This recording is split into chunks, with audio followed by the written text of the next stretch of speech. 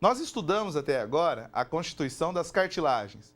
Nós vimos que existem três tipos de cartilagens: a hialina, a elástica e a fibrosa. Cada cartilagem ela vai ter uma localização anatômica específica, uma constituição histológica, por meio de fibras principalmente, também mais específica. A localização e a constituição orgânica deste material, das cartilagens, vai fazer com que elas também apresentem funções mais específicas. As cartilagens pertencem ao grupo de tecido conjuntivo especializado. Ainda neste grupo, nós encontramos o tecido ósseo, que é o objetivo de estudo dessa aula. O tecido ósseo, ele apresenta uma composição muito semelhante ao da cartilagem, do ponto de vista orgânico.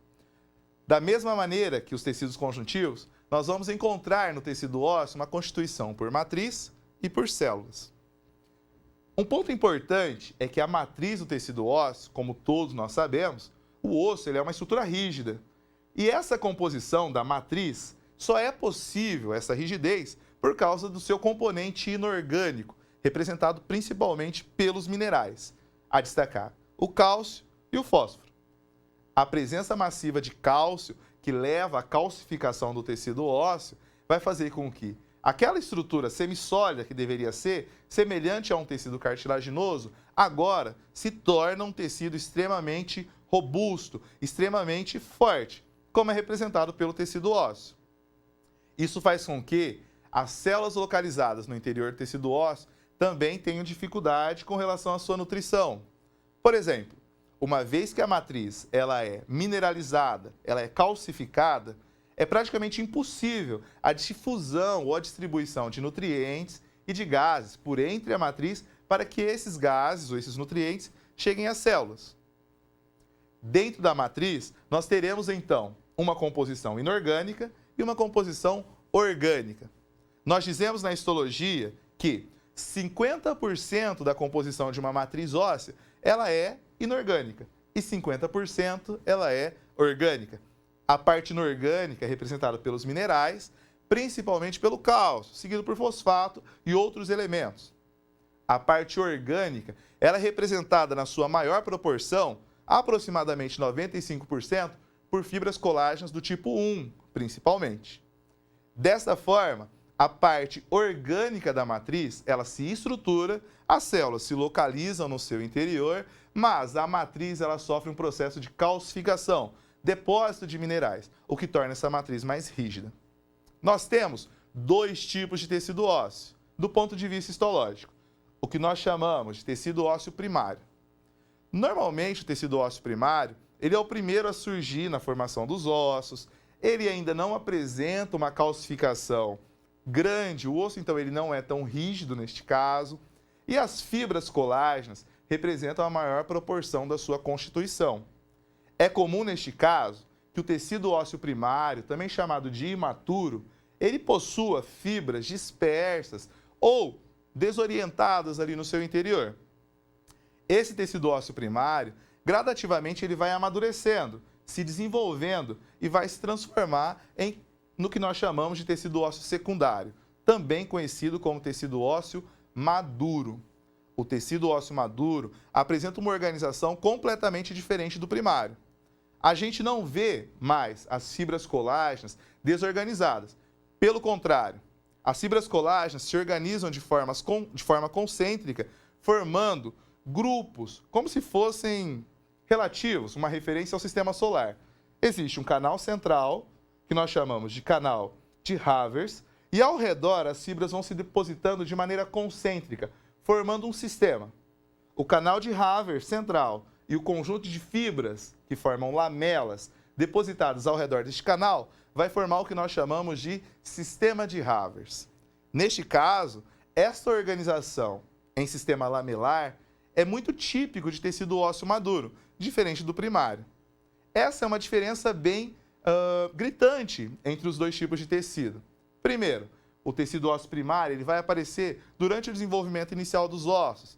Ele vai sobrar ou permanecer no organismo adulto em apenas algumas regiões específicas. Já o tecido ósseo maduro, secundário, ele é responsável pela constituição de praticamente todo o tecido ósseo do organismo humano. Esse tecido ele exibe uma intensa calcificação, Então, ele é bem mais rígido, bem mais complexo do ponto de vista da sua formação. Como eu falei, esse tecido ósseo maduro ele vai ser formado por inúmeros sistemas, chamados de sistemas de Havers. No interior desse sistema, que é formado por um conjunto de lamelas de fibras colágenas do tipo 1, vai existir um canal central, que nós chamamos de canal de Havers. O interior deste canal é revestido por um tecido conjuntivo frouxo, que nós vamos chamar de endósteo. Como o tecido ósseo ele pode ser amplo, pode ocupar um volume grande, é necessário que esses canais de Havers existam. Por quê?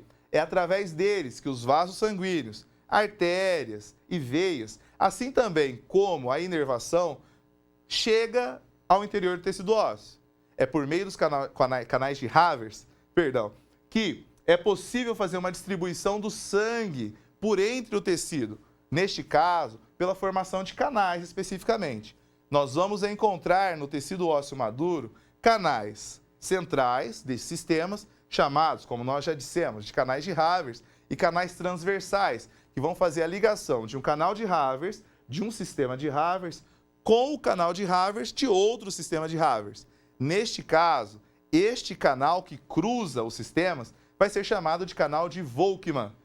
Ainda é uma forma de gerar cavidade no interior da matriz óssea e fazer a dispersão de algum tipo de material orgânico que precisa estar localizado ou alojado ali no interior da matriz. Além disso, além de matriz, o nosso tecido ósseo ele vai ser constituído por células. Nós temos 4 tipos de células principais no tecido ósseo, o que nós chamamos de células osteoprogenitoras, osteoblastos, osteócitos e osteoclastos. As células osteoprogenitoras, como o próprio nome já diz, são as genitoras, os que darão origem às células do tecido ósseo. Neste caso, essas células, elas gradativamente vão proliferando e se diferenciando em células comprometidas com a formação do tecido ósseo. Normalmente, essas células osteoprogenitoras, que têm uma origem mesenquimal, darão origem a uma célula de natureza um pouco mais diferenciada, chamada de osteoblasto. Assim como nós vimos na cartilagem, o osteoblasto, que fica na periferia da matriz do tecido ósseo, ele vai iniciar a síntese de matriz. Ele vai ficar aprisionado por essa matriz orgânica e, consequentemente, uma vez formada a matriz, ocorrerá a calcificação e a mineralização dessa matriz. Desta forma, este osteoblasto que estava para fora do tecido ósseo, uma vez incorporada à matriz, vai se transformar em uma célula de tecido ósseo típica de interior de matriz óssea, chamada de osteócito. O osteócito, normalmente, ele tem um aspecto de uma amêndoa. Ele tem inúmeros prolongamentos citoplasmáticos. Por quê? São esses prolongamentos que vão permitir, no interior da matriz, uma conexão célula a célula entre um osteócito e outro osteócito, seja no mesmo sistema de Havers ou entre sistemas de Havers próximos, juntos ou adjacentes. Além dessas 3 células, nós temos uma célula que é responsável por um processo chamado de reabsorção óssea, que é o osteoclasto. O osteoclasto normalmente é uma célula grande, multinucleada, que é derivada de macrófago, que vem, que se origina a partir de monócito do sangue, alojada no tecido ósseo. Esses osteoclastos são responsáveis por fazer a digestão, principalmente da parte orgânica da matriz. Esse processo de digestão é responsável por um fenômeno chamado de remodelamento ósseo. Por exemplo, uma vez que um osso ele é fraturado, ele, a partir de alguns mecanismos, consegue promover a sua regeneração e reestabelecer a sua forma. Claro, se a forma for determinada por um fator específico, como, por exemplo, a colocação de uma tala. Neste caso, os osteoclastos eles são responsáveis por reabsorver a matriz, enquanto os osteoblastos, que se situam também na mesma região dos osteoclastos, são responsáveis pela síntese de nova matriz. Desta maneira, o osso constantemente está sendo degradado e reconstruído por um processo conhecido como remodelamento do tecido ósseo.